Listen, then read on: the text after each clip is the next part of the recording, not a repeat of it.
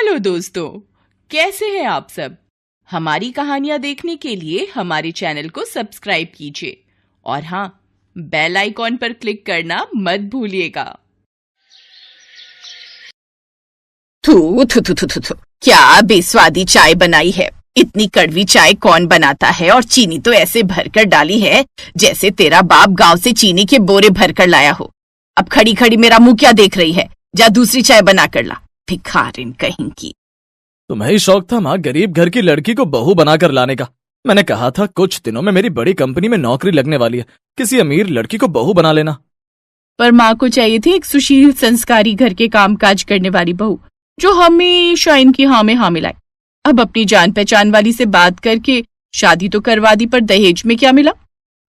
बाबा जी का ठुल्लू। अब क्या करूं ये बताओ तुम दोनों। अब आप कुछ नहीं करोगे, जो करना है मैं करूंगा। बस अब मेरी जॉब 1.5 लाख की लगी है, इसे घर से निकाल फेंकूंगा और कोई अमीर पैसे वाली लड़की को तुम्हारी बहू बनाकर लाऊंगा। कल मेरी नौकरी का पहला दिन है, बस बॉस अच्छा हो। सुनैना, सुनील की पत्नी, आज जो उसके हालात हैं उन्हें देखकर कोई नहीं कह सकता कि ये वही सुनैना है जो 6 महीने पहले इस घर में बहू बनकर आई थी। सुनैना के चेहरे की चमक तो उसी दिन खो गई जब आते ही उसे चूल्हे चौके में झोंक दिया गया। अगले दिन सुनील नौकरी के लिए जाने लगा, तभी सुनैना आ गई। उसके हाथ में एक कटोरी थी। सुनिए, आज आपका नई नौकरी का पहला दिन है, ये दही चीनी खाकर जाइए, दिन अच्छा जाता है। हट आगे से, तेरा मनहूस चेहरा सामने आ गया। अब तो मेरा दिन अच्छा जाए ना जाए, पर बुरा जरूर जाने वाला है। कल मुही, क्या जरूरत थी मेरे बेटे के शुभ काम में जाते हुए रास्ता रोकने की। आज मैं तुझे नहीं छोड़ूंगी, बेशरम बेहया। माँ तुम इसे मार मार कर आज अधमरा कर ही देना, ताकि आगे से ये ऐसा दोबारा करने की कोशिश भी ना करे। मैं ऑफिस जा रहा हूँ, मुझे लेट हो रहा है। सुनील ऑफिस चला गया। पीछे से सुनैना की सास ने उसे बहुत मारा। सुनैना कमरे में जाकर रोने लगी। इधर सुनील ऑफिस पहुंचा तो उसे पता चला कि बॉस आदमी नहीं औरत है, वो भी एक खूबसूरत मॉडर्न बॉस जो उस कंपनी के मालिक की बेटी है।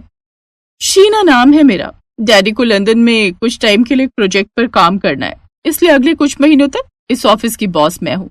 वैसे घबराओ नहीं, मैं वो सख्त मिजाज वाली बॉस नहीं हूँ, वो मेरे डैडी हैं। शीना को सुनील धीरे धीरे पसंद आने लगा और वो बहाने से बार बार उसे अपने साथ काम के लिए बुलाती रहती थी।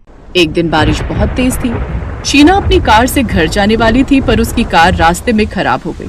सुनील उसी रास्ते से बाइक पर घर जा रहा था। उसने शीना को साथ चलने के लिए कहा। शीना जी, मेरा घर पास में ही है, जब तक बारिश नहीं रुकती आप कुछ देर मेरे घर रुक सकती हैं। ओह, थैंक यू सुनील। बैठो बेटी, आओ यहाँ बैठो। पूनम, जाके एक तौलिया ले आ, और हाँ, भाभी को बोल दे कि गरम गरम अदरक वाली चाय बना लेगी। भाभी? मेरी बहू, सुनील की पत्नी। ओह अच्छा। कुछ देर बाद जब बारिश रुक गई तो शीना जाने लगी।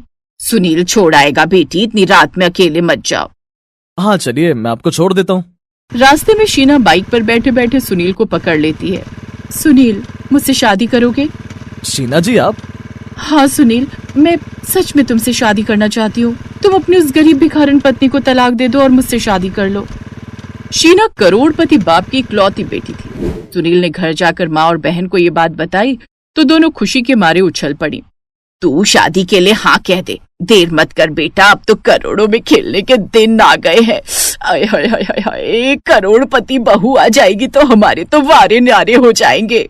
भैया हाँ कह दो और भाभी से तलाक लेकर शीना से शादी कर लो। ठीक है, इस मनहूस से तलाक लेकर जल्द ही शीना से शादी करता हूँ। बहुत गरीबी में दिन गुजार लिए, अब अमीर आदमी बनना है। आप मुझे तलाक दे देंगे, पर मेरी गलती क्या है? तेरी सबसे बड़ी गलती ये है कि तू गरीब है। तू तो 1 रुपया भी नहीं लाई। अब तेरी जगह करोड़ों में खेलने वाली बहू इस घर में आएगी। सुनील और उसके परिवार वालों के मन में पैसों का लालच आ गया था। सुनील ने सुनैना को तलाक देकर शीना से शादी कर ली। सुनैना अपने पिता के पास गांव वापस चली गई और घर में एंट्री हुई अमीर बहू की। शीना के हाथ में एक बड़ा बैग था। माँ जी, शादी इतनी जल्दी में हुई कि पापा आपके और पूनम के लिए दहेज के कपड़े गहने नहीं बना पाए, इसलिए उन्होंने आप दोनों के लिए ये 1 करोड़ रुपए भेजे हैं। 1 करोड़ रुपए? अरे अरे, इसकी क्या जरूरत थी बहू, हमें तो साक्षात लक्ष्मी मिल गई, हमें और क्या चाहिए। माँ, भाभी इतने प्यार से दे रही है तो रख लेते हैं ना। भाभी, आज मैं आपके लिए बढ़िया सा खाने का कुछ बना देती हूँ। उस दिन के बाद शीना ने ससुराल वालों को अपनी उंगलियों पर नचाना शुरू कर दिया। उसकी सास और ननद दोनों उसके आगे पीछे घूमती रहती थी। ऐसे ही कुछ दिनों से काम वाली नहीं आ रही थी। अब शीना तो महारानियों की तरह बैठी रही। सारा काम बूढ़ी सास और ननद को करना पड़ा। अब उन्हें सुनैना की याद आई। माँ, सुनैना भाभी थी तो सारे घर का काम वही करती थी। शीना भाभी तो कुछ भी नहीं करती हैं। देखो ना, अभी तक सोकर भी नहीं उठी हैं। हाँ, तू सही कह रही है। अभी ये सोकर उठेगी ना तो बात करेंगे। थोड़ा बहुत तो घर का काम इसे अब करना चाहिए। हम कितना करेंगे। शीना सोकर उठी। आज से वो दोबारा ऑफिस जाने लगी थी। बहू, कहाँ जा रही हो? घर का सारा काम पड़ा है, काम वाली आई नहीं है, कौन करेगा? ऑफिस जा रही हूँ, कौन करेगा? आप दोनों करेंगी ना। मैं ऑफिस ना जाऊँ? किस बात के आपको 1 करोड़ रुपए दिए? मुफ्त में ऐश करने के लिए नहीं दिए, घर के काम करने के लिए दिए हैं। और हाँ, आज कह दिया, आज के बाद मत कहना। Stupid women. भैया देखो ना, भाभी माँ से किस तरह से बात कर रही है। अब मैं क्या बोलूं? 1 करोड़ रुपए तुमने लिए हैं तो घर का काम तो तुझे और माँ को ही करना पड़ेगा ना। अच्छा, मैं जा रहा हूँ, शीना कार के पास वेट कर रही है। सुनील शीना के लिए उसका पालतू डॉग था। शीना सुनील को जो कहती उसे करना पड़ता था। सुनील, तुम्हें पता था ना आज हमारी एक बहुत इंपॉर्टेंट मीटिंग थी और तुम ये कैसे कपड़े पहन कर आ गए हो? जाओ चेंज करके आओ। मैंने तुम्हारे लिए न्यू कोट पैंट मंगवाया है, वो पहन कर आओ। और हाँ, घड़ी की सुई 12 पर आने से पहले बाहर आ जाना, वरना मैं कार लेकर चली जाऊंगी। पर शीना, ये कपड़े भी तो अच्छे हैं। जितना कहा है उतना करो, ज्यादा सवाल जवाब करने की जरूरत नहीं है। सुनील अंदर गया और फटाफट से कपड़े चेंज करके बाहर आया, पर शीना तब तक ऑफिस जा चुकी थी। हेलो शीना, कहाँ हो? सॉरी सुनील, मैंने तुम्हें कहा था 12 पर सोई आने के बाद मैं तुम्हारा वेट नहीं करूंगी। अब तुम खुद ही ऑफिस आ जाओ। और हाँ, 15 मिनट में ऑफिस पहुंच जाना, वरना मैं तुम्हें नौकरी से निकाल दूंगी। ये अलग बात है कि तुम मेरे पति हो, पर ऑफिस में मैं तुम्हारी बॉस हूँ। पर 15 मिनट में मैं ऑफिस कैसे पहुंचूंगा? Hello hello. सुनील परेशान हो गया था। वो तेजी से सड़क की ओर दौड़ने लगा। उसे कोई ऑटो या टैक्सी दिखाई नहीं दी। सुनील ने काफी महीनों से अंदर रखी हुई अपनी बाइक बाहर निकाली और उस पर ऑफिस जाने लगा। पर अचानक रास्ते में सुनील का बड़ा एक्सीडेंट हो गया। ये सब जल्दबाजी में हुआ था। सुनील को बहुत चोटें आई और सुनील दोनों पैरों से अपाहिज हो गया। शीना ने सुनील से उसी समय डिवोर्स मांगा। सॉरी सुनील, मैं एक अपाहिज के साथ अपनी जिंदगी खराब नहीं कर सकती। मैं करोड़पति लड़की हूँ, मुझे तुमसे बेहतर लड़का मिल जाएगा। शायद ये मेरे बुरे कर्मों का फल है। मैंने सुनैना के साथ गलत किया और आज मेरे साथ जिंदगी गलत कर रही है। मैं खुद तुम्हें तलाक देना चाहता हूँ शीना। मुझे तुम्हारे जैसी लड़की की कोई जरूरत नहीं। शीना सुनील को तलाक देकर चली गई। सबको अपनी गलती का एहसास था। माँ, हम दोनों ने भी बहुत बड़ी गलती की। सुनैना भाभी को घर से निकाल दिया, पर वो कितनी अच्छी थी। हाँ, आज सुनील के दुख में अगर वो होती तो अपनी जान लगा देती सुनील को ठीक करने में। सबकी आंखों में आंसू थे, तभी सुनैना आ जाती है। आपका इतना बड़ा एक्सीडेंट हो गया, मुझे किसी ने बताया भी नहीं। किस हक से बताता? मैं तो तुम्हें मुंह दिखाने लायक भी नहीं हूँ। अरे, पेपर पर तलाक हुआ है तो क्या हुआ? दिल से अभी भी मैं आपकी पत्नी हूँ। देखो, मेरी मांग का सिंदूर और मेरे गले का मंगलसूत्र आपका ही दिया हुआ है। मैं नहीं मानती ऐसे तलाक को। सुनैना, तू ही है हमारी 1 करोड़ की बहू, जिसमें 1 करोड़ गुण है। हमें माफ कर दे बहू, हम तेरे गुनहगार हैं। सुनील और उसके परिवार की आंखों में पछतावे के आंसू थे। सुनैना वापस लौट आई क्योंकि उसने सुनील को और उसके परिवार को दिल से अपना माना था और उसका दिल करोड़ों का था।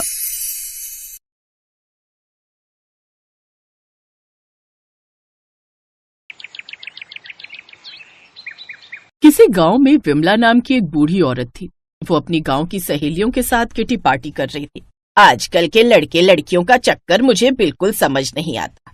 जिसे देखो वही लव मैरिज कर रहा है।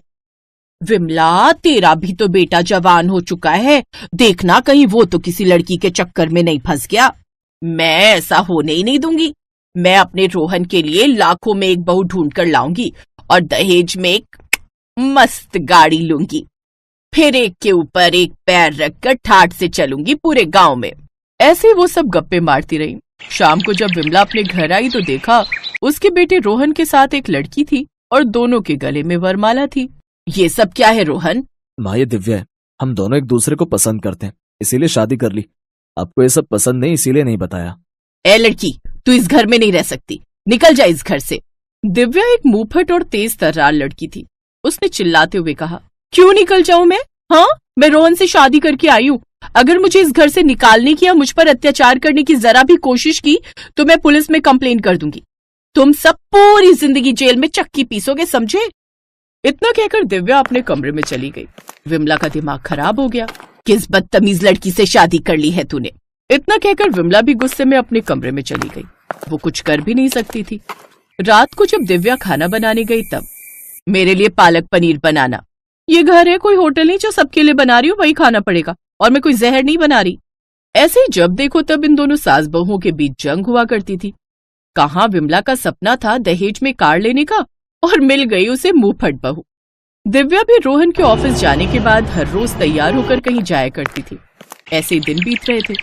फिर एक दिन जब रोहन काम पर गया हुआ था तब विमला की सहेलियां उसके मजे लेने उसके घर टपक पड़ी। और विमला, कैसी चल रही है तेरी कार? बहू तेरी सुनती भी है या नहीं? तभी दिव्या तैयार होकर अपने कमरे से बाहर निकली। दिव्या, हम लोगों के लिए चाय बना कर ला। मैं कोचिंग जा रही हूँ, एक नौकरी के इंटरव्यू की तैयारी कर रही हूँ मैं। इस घर की बहू होकर नौकरी करेगी तू? चल जा जाकर चाय बना कर ला। दिव्या आग बबूला हो गई। मैं आपकी नौकरानी नहीं हूँ, ना ही आपने मुझे खरीद रखा है। मेरा जो मन होगा वो करूंगी। मैं वो पुराने जमाने की बहू नहीं हूँ जिन्हें आप जैसी सास दबा कर रखती थी। इतना कहकर दिव्या वहां से चली गई। बड़ी आई, यही है तेरी लाखों में एक बहू। चलो बहनों, घर चलते हैं। इधर विमला का चेहरा गुस्से से लाल हो चुका था। किस्मत ही खराब है मेरी। जैसा सोचा था वैसा कुछ भी नहीं हुआ। ना ही दहेज में गाड़ी मिली और ना ही पैसे। क्या फायदा हुआ शादी करने का? इस चुड़ैल को तो इस घर से निकालना ही होगा। अगले दिन रोहन के काम पर जाने के बाद विमला गांव में किसी पंडित जी से मिली। पंडित जी, आपसे तो कुछ छुपा नहीं है, आप तो सब जानते हो। मुझे बस कोई अच्छी सी लड़की ढूंढ कर दे दो जिससे मैं अपने बेटे की फिर से शादी करूंगी और उस डायन को बाहर कर दूंगी। आपके बेटे के लिए एक लड़की है? ठीक है पंडित जी, आप इसे मेरे घर भेज देना। विमला अपने घर आकर बैठी ही थी कि थोड़ी देर बाद पंडित जी द्वारा भेजी हुई लड़की रागिनी आ गई। अरे आओ आओ, आराम से बैठो। तुम इस घर की बहू बनने वाली हो। सामने किचन है, हम दोनों के लिए चाय बना कर लाओ। शर्माओ मत, तुम्हारा ही घर है। जी माँ जी। रागिनी चाय बनाने लगी। दिव्या ये सब बहुत देर से सुन रही थी।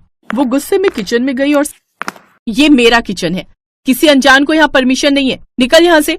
मुझे माँ जी ने बुलाया है, इस घर की होने वाली बहू हूँ मैं। ऐसे दोनों के बीच लड़ाई झगड़ा होने लगा। एक दिन तो हद ही हो गई। दिव्या, तू अब इस घर से निकल जा। तुझे न ढंग से बात करनी आती है न इज्जत करनी आती है। मैं रोहन की शादी रागिनी से कराऊं, तू निकल जा। ठीक है, अगर रोहन इससे शादी करने को तैयार है तो मैं निकल जाती हूँ इस घर से। दिव्या उसी वक्त गुस्से में घर से बाहर चली गई। विमला बहुत खुश हुई। अच्छा हुआ चली गई, अब मैं आराम से तेरी शादी रोहन से कराऊंगी। शाम को जब रोहन घर आया तो उसे दिव्या नहीं मिली। अरे किसे ढूंढ रहा है तू? तेरी दिव्या ये घर छोड़कर चली गई। लेकिन तू टेंशन ना ले, मैं तेरी शादी इस लड़की से कराऊंगी। मुझे किसी से शादी नहीं करनी, मैं जा रहा हूँ दिव्या को ढूंढने। रोहन अपनी बीवी को ढूंढने चला गया। रात को इधर विमला और रागिनी गप्पे मारने लगी। माँ जी, मुझे नींद आ रही है, मैं सोने जा रही हूँ, आप भी सो जाइए। मुझे नहीं लगता रोहन जी इतनी जल्दी आएंगे। सही कह रही है तू, बड़े दिनों बाद सुकून की नींद सो पाऊंगी मैं। विमला अपने कमरे में जाकर सो गई। कुछ देर बाद अचानक बर्तन गिरने की आवाज से विमला की नींद खुल गई। अभी भी कुछ अजीब सी आवाजें आ रही थी। ये आवाजें कैसी? कहीं चोर तो नहीं घुस आया? देखना पड़ेगा। विमला दबे पांव आई तो देखा रागिनी घर का सामान चोरी कर रही थी। रागिनी, तू ये क्या कर रही है? तभी रागिनी ने बेलन उठाकर जोर से विमला की खोपड़ी पर मारा और भाग गई। विमला के सर पर गहरी चोट आ गई। विमला बेहोश हो गई। थोड़ी देर बाद रोहन और दिव्या वापस आ गए। विमला को इस हालत में देखकर दोनों हैरान हो गए।